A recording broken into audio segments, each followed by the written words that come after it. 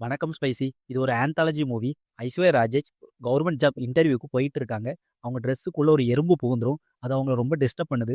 டிராவல்ல ரொம்ப கஷ்டப்படுறாங்க. Public bathroom போனா கம்ஃபர்டபுளா இல்ல, சேஃப்டியாவும் இல்ல. ஒருத்தர் வீட்ல ட்ரெஸ் சேஞ்ச் பண்ண பெர்மிஷன் கேட்குறாங்க. அவங்க முடியாதுன்னு சொல்லிடுறாங்க. இதனால ஆட்டோல வச்சு அந்த எறும்பை எடுத்துடுறாங்க. அந்த ஆட்டோக்காரன் தப்பான கண்ணோட்டத்துல பார்க்குறான். இத ஃபெமினிசம் பெண்களோட தைரியத்தை பேஸ் பண்ணி எடுத்திருக்காங்க. ரம்யா நம்பீசர் ஒரு முன்னாள் ஆக்டர், யூடியூபரா இருக்காங்க. அவங்க கிட்ட அனில்னு ஒரு எடிட்டர் ஒர்க் பண்றான். ஒரு போலித்தனமான செல்ஃபிஷ் வாழ்க்கை வாழ்றாங்க ரம்யா நம்பீசன். அனிலுக்கு ஒரு மூவில எடிட் பண்ண சான்ஸ் கிடைக்குது. ஆனா இந்த ரம்யா நம்பீசன் தன்னோட படத்துல எடிட்டரா வாய்ப்பு கொடுக்கன்னு சொல்லி வெயிட் பண்ண வைக்கிறாங்க. ஆனா அவங்க சுயநலத்துக்காக அனில அவங்க படத்துல எடிட்டரா போடல. இதை கேட்டு அனில் ரொம்ப மன வருத்தப்படுறாரு. ரம்யா நம்பீசன் ஆசைப்பட்ட நகைக்கடை ஆட் அவங்களுக்கு கிடைக்கல.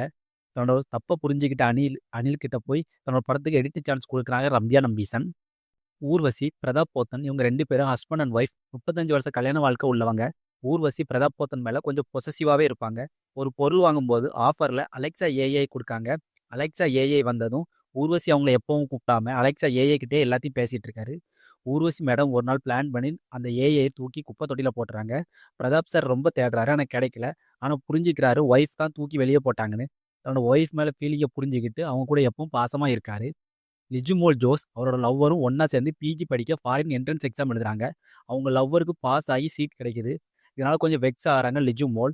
அவங்களுக்கு கேரளாவில் நல்ல ஜாப் கிடைக்குது. 3 வருஷம் கழிச்சு அவரோட லவ்வர் வராரு. 2 பேருக்கு 1 மந்த்தில் மேரேஜ் ஃபிக்ஸ் பண்ணுறாங்க. ஒரு டூரில் 2 பேரும் ஒன்றா இருக்காங்க, என்ஜாய் பண்ணுறாங்க.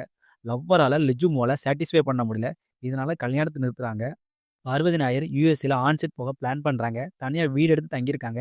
நல்ல டேலண்டான உமன் அந்த மூவியில் பார்வதி. தன்னோட ப்ராஜெக்ட் பற்றி யூஎஸ் ஆஃபீஸ் மேனேஜர் கிட்ட எக்ஸ்பிளைன் பண்ணும்போது ஒரு டவுட் வருது அவங்களுக்கு. தி- திடீர்னு ஓடி போகிறாங்க வீட்டை பார்த்து. அங்கே போனால் ஐஸ்வர்யா ராஜேஷ் இருக்காங்க. பார்வதி நாயரும் ஐஸ்வர்யா ராஜேஷும் லெஸ்பியன்ஸ் கப்புள்ஸ். கிளைமேக்ஸில் நீங்கள் ஒன்று எதிர்பார்ப்பீங்க, ஆனால் அது நடக்காது.